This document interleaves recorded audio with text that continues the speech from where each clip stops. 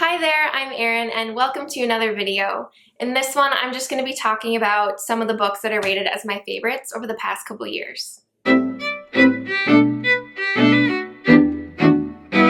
So I have 4 books here to talk about. The first 3 are going to be from 2020, and then the last one is going to be from 2021. So let's just get into them. So I'm going to start with the book that had the biggest following in 2020 because it was the year it was launched. It was the most difficult year for the entire world, and we really needed something positive. And it really just hit home for me in a lot of parts, and I wanted to share it with anyone and everyone I could. And that book is Untamed by Glennon Doyle. I rated this best message of the year because I think anyone can learn from this memoir. It takes us through Glennon's personal life as she navigates a divorce from her husband, finding love with a woman, figuring out her family relationships with that transition, and just really coming into herself as a woman and as a mother. I think the biggest takeaway of this is anyone can and should be powerful within themselves. And I know it's something that we all probably work on every single day. This book just really helps simplify all of those feelings and those strong emotions into quite obvious sentences where you kind of sit back and you're like, yeah, that's exactly it. I'm gonna have a thought moment right now just about one of the most important passages that I still remember and still feel to this day, so bear with me. So one of the biggest parts that I remember from this book is she talks about martyrs and how they are connected to women and mothers because she is one herself, so that's what she's also gonna relate to and talk about. From a young age and from what we see in our mothers, we are meant to give.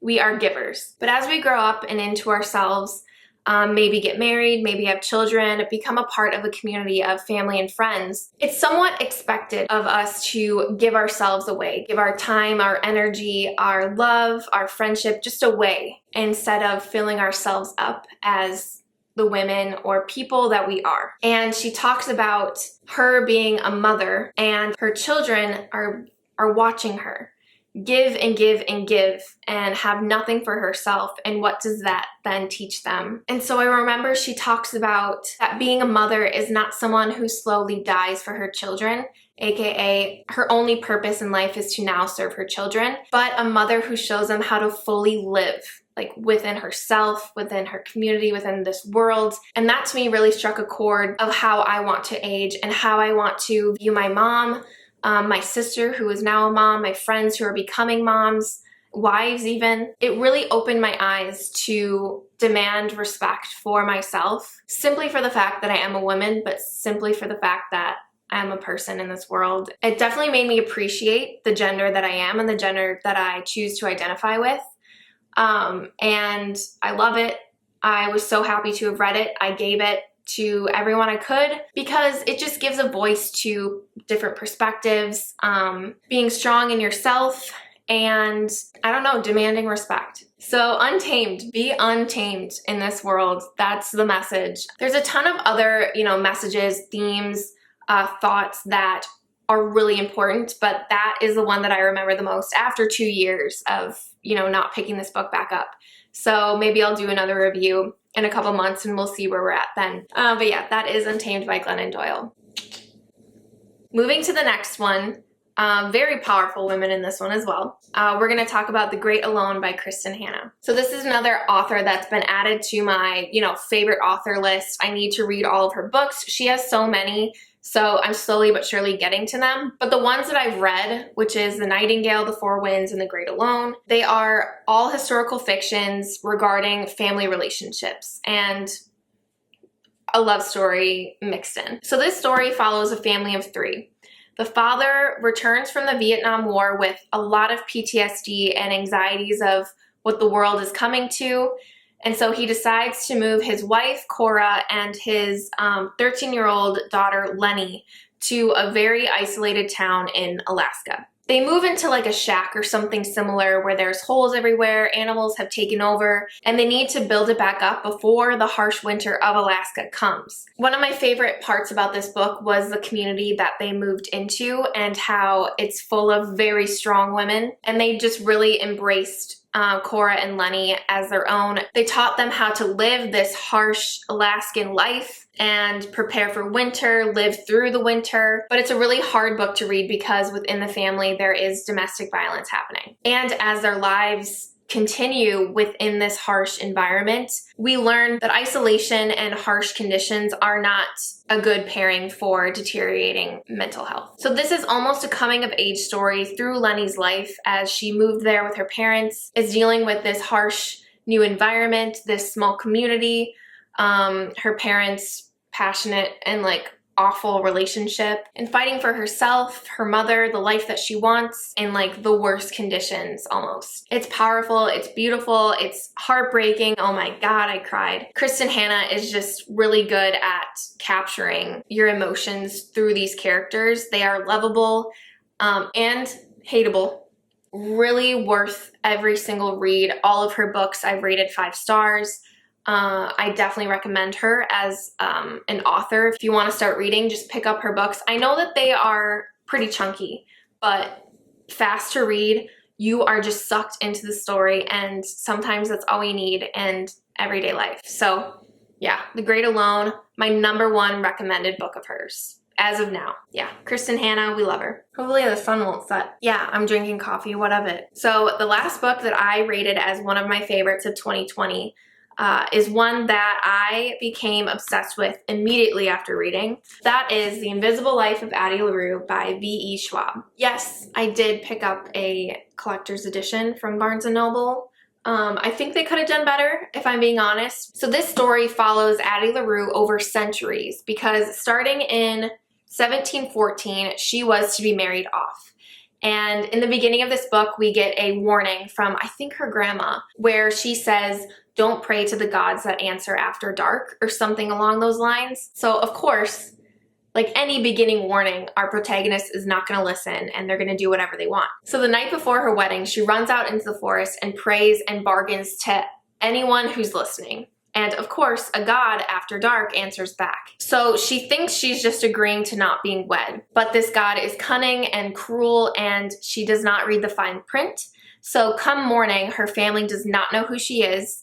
And she realizes that everyone who has known her has now forgotten her, and everyone she meets now forgets her like almost instantly after they like turn their back on her. And the last trick this god has played on her is she does not age anymore. So she is immortal, having to fend for herself basically till the ends of time, with only that cruel god as her constant. So we get to follow her in her seemingly extraordinary life in various countries around these big art movements that she's luckily involved in, but all the while constantly hungry, never having a home, never having anyone remember her, having a selfish god as, you know, her only thing or person in this life that she now has to live. So we get to present day where she visits a bookstore, nothing out of the ordinary happens, and then the next day where she decides to steal a book from this bookstore and the shop manager remembers her. And that's kind of what sparks the rest of the story as she develops a loving relationship with this man who is able to hear her story, share her feelings, and just live a life with her. Obviously, throughout their portion of the book together, there is a mystery surrounding how he remembers her. And that is one of the grand reveals at the end of the book, which I thought was very emotional and I really enjoyed. But there's a second part to this book where over these 300 years, we get to know her relationship with this cruel, selfish god, Luke. It also becomes like a forbidden love, and all of us Damon Salvatore lovers out there will love this book. It's that broody, awful, selfish, you know, thing, human, god, vampire, whatever you want to call them, who has kind of a soft spot for this one person, this one girl. I found myself rooting for Luke instead of Henry, who is the man who remembers her. I really liked it. I definitely would reread just for the love story between her and this god. Definitely made me add V.E. Schwab to my reading list. So yeah, Invisible Life of Addie LaRue, I highly recommend it. Now we're just going to talk about the one book that I rated as my favorite in 2021. because I only read 12 books that year, which is kind of crazy to me. But anyways, I rated The 7 Husbands of Evelyn Hugo by Taylor Jenkins Reid my favorite book of 2021. This is my beautiful collector's edition that I have because I think I had it. Huh, I don't know where it went. I don't know where my copy went. Did I give it to one of my friends? But once again, beautiful story. The ending just got me. Like, the last line of this book was like, yeah, I'm adding this. Yeah, this is now my favorite book. Like, I had no other choice because the ending was just so good. So the main character, Monique, gets selected by the very famous, very secretive, but iconic movie star Evelyn Hugo, who is past her prime and ready to do a tell-all of her past life in the iconic old school Hollywood era, the 7 husbands that she had along the way, and ultimately revealing this forbidden love that she had. It's a really cool deep dive into that time of life with, you know, the old school Hollywood stars, the red carpet events, also portrays how abusive and manipulative the industry was towards women. Yeah, I really enjoyed the story. I enjoyed the setting of it. I liked how Evelyn was written as we learned about her past and how traumatizing it was in some points and how unfair it was in others. But the big mystery of this plot is why she specifically chose Monique. And as we get closer and closer to the end, we start to connect the dots on it. I read this in 12 hours. Like, it captured me. I highly recommend The 7 Husbands of Evelyn Hugo. I think it's getting its own TV adaptation too, and I'm freaking pumped. But yeah, that is my only favorite book of 2021. We love it. We love her. So yeah, those are some favorites that I marked from the past years. I hope this video was interesting to you. Just picking up more books that I like and wanting to share them with you. That's always fun for me to do. And I haven't talked about them in a while. But yeah, hopefully you're interested in one of these because I love them and I think you should too. Anyways, thank you for watching this video. I'm sending positivity wherever you are, and I'm sure we'll talk soon. Bye.